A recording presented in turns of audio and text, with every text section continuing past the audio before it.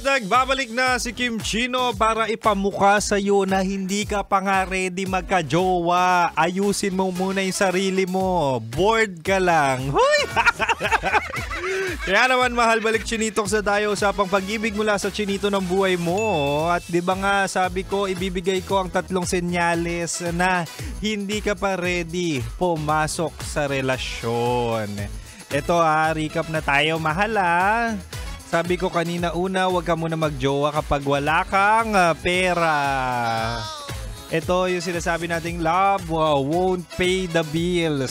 Sa hirap ng buhay ngayon ay sinasabi ko sa iyo, huwag ka muna lumandik, wala kang source of income. Kung ikaw mismo ay talaga nga namang nakadepende pa sa mga sustento ng nanay at tatay mo, huwag ka muna lumande, huwag ka muna magjowa. Diba? Kasi sa date, talagang gagastos at gagastos ka. Merong transportation, merong gas, may toll gate, anong papakain mo sa restaurant. Kapag inasa mo yan lahat sa isang tao or sa jowa mo, ang ending yan, magkakautang na loob ka at yung utang na loob ay talaga nga namang magiging sumbat kapag nag-away kayo. Alam ko yan. At ang pangalawa naman, mahal, huwag ka muna magjowa kapag hindi ka pa nakaka-move on. Ito, basic na lang to mahal utang na loob.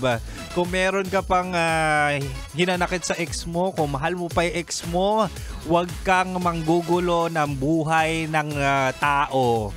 Huwag kang gagamit ng ibang tao para pagselosin siya. Huwag kang gagamit ng tao para mag-heal ka. Huwag kang gagamit ng tao para makamove on kang hinayupak. Mali yun. Hindi ka basketball player pero bakit parang gusto mo mag-rebound? Gumagamit ka pa ng rebound para makahanap ka ng dahilan para makamove on. Mali yun. Para kang yung ex ko. Anyway, ang pangatlo naman, huwag ka muna magjowa kapag kulang ka sa self-love. Ito na yun. Kasi kung hindi mo kayang alagaan yung sarili mo, kung hindi mo mahal yung sarili mo, mag-aalaga ka pa ba ng iba? Magmamahal ka pa ng iba? Ang kapal naman ng mukha mo. Diba?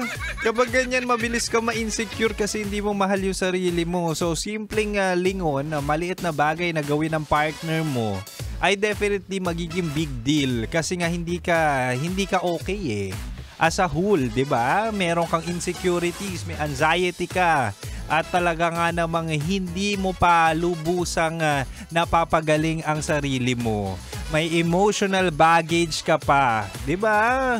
Pero gusto mo na makipagrelasyon, magiging shock absorber ang magiging jowa mo, lahat ng trust issue mo, lahat ng galit mo, lahat ng pagkabwisit mo ay mapupunta sa taong gusto naman talagang magsettle na, gusto na ng jowa at seryoso kang mamahalin. That's unfair.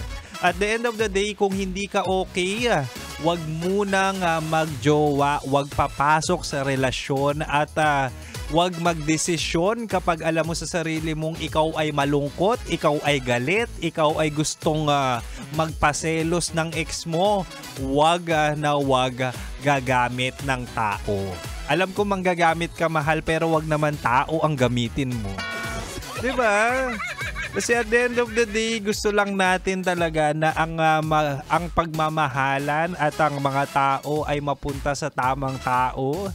At ang mga seryoso ay mapunta sa seryoso. Kasi isa ako sa seryoso. Isa ako sa gusto ng magka-jowa pero ang ending napupunta ako sa maling tao. Kaya yung trauma ko pagkakapal-kapal na. Ay, nako mga manloloko. Magsama-sama kayo. Kaya ako magpoprotesta sa 21 Kasama na dun yung mga manloloko.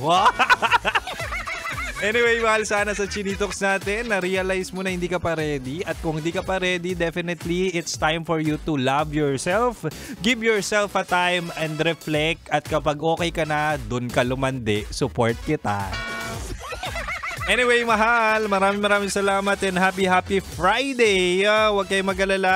Next week ulit, Chinitox tayo. Usapang pag-ibig mula sa chinito ng buhay mo. At syempre, ako to, ang spicy opo mo sa radyo na kapag natikman mo, hahanap-hanapin mo. Ako to si DJ Kim Chino. At syempre, mahal, susunod na po sa akin sina Rocky Terra at Titan Jello sa kanilang programang Rocky's Secret Files with Jello. Kaya manatiling nakatutok Dito lang sa 90.7 Love Radio. Kailangan pa bang i-memorize yan? Basic.